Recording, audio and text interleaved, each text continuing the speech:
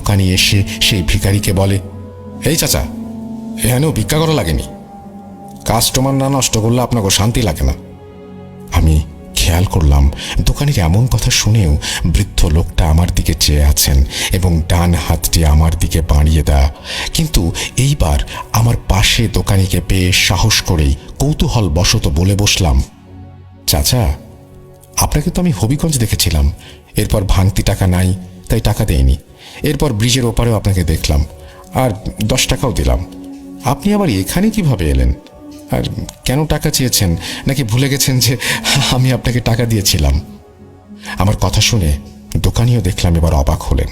এদিকে বৃদ্ধ লোকটা আমার কথা শুনে এবার হাত নামিয়ে নেন আর বসা থেকে উঠে সোজা 2য় তলা থেকে নেমে যেতে লাগলেন। হঠাৎ মনে হলো উনি খুব রেগে গেছেন।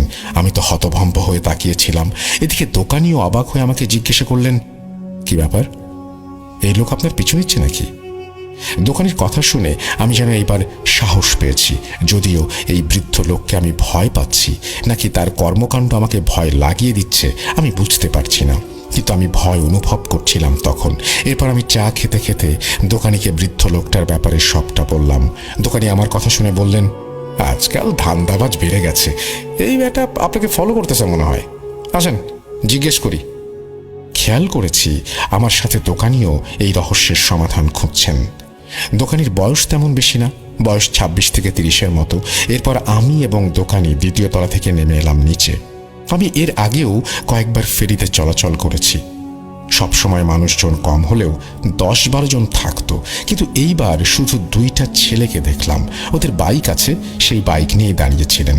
আমি এবং দোকানি নিচে এসে খুঁজতে লাগলাম সেই বৃদ্ধ লোককে, কিন্তু আশেপাশে নেই।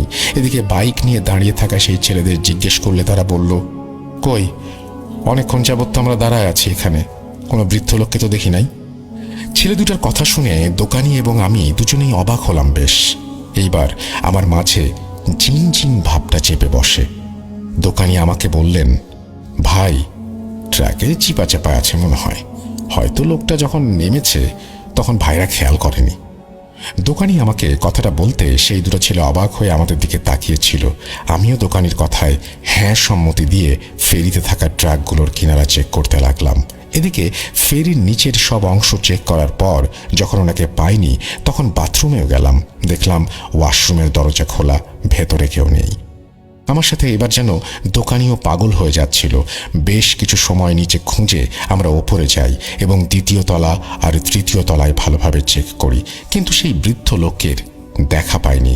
নিরাশ হয়ে দুজনেই ফিরে যাই 2য় তলায়, অর্থাৎ দোকানির দোকানে। আমি বারবার দোকানি বলছি কারণ ওনার নামটা আমার জানা হয়নি। দোকানির চেহারা দেখে আমি স্পষ্ট বুঝতে পারি উনি ভয় পাচ্ছেন, কারণ বৃদ্ধ লোকের সাথে দোকানি খারাপ ব্যবহার করেছিলেন।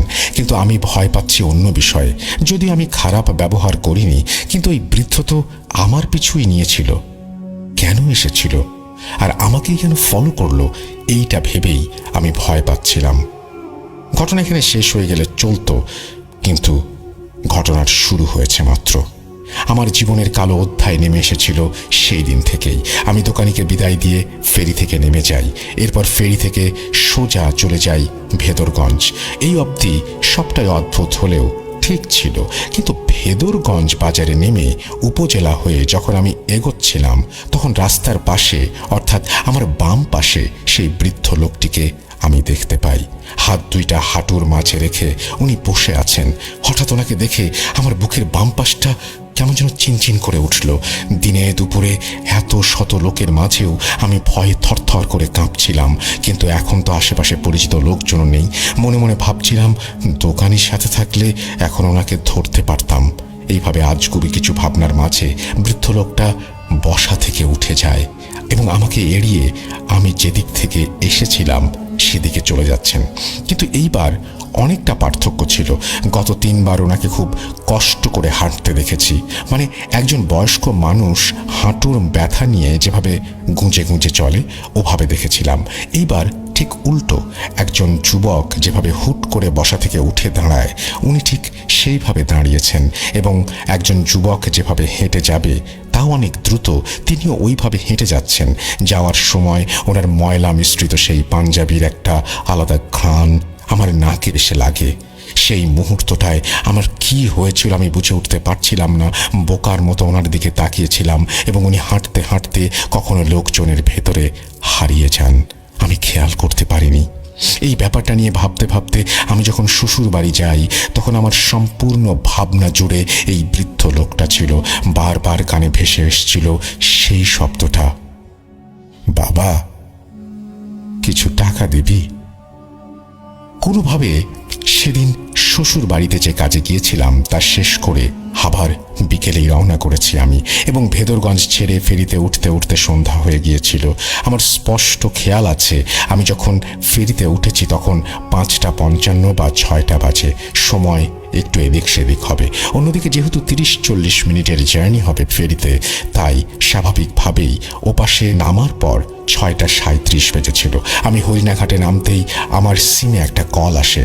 কলটা রিসিভ করতেই আমার ছোট ভাই ভয় এবং কান্না মিশ্রিত স্বরে বলে ওঠে, ভাইয়া তুই গত 4 দিন ফোন অফ করে রেখেছিস কেন?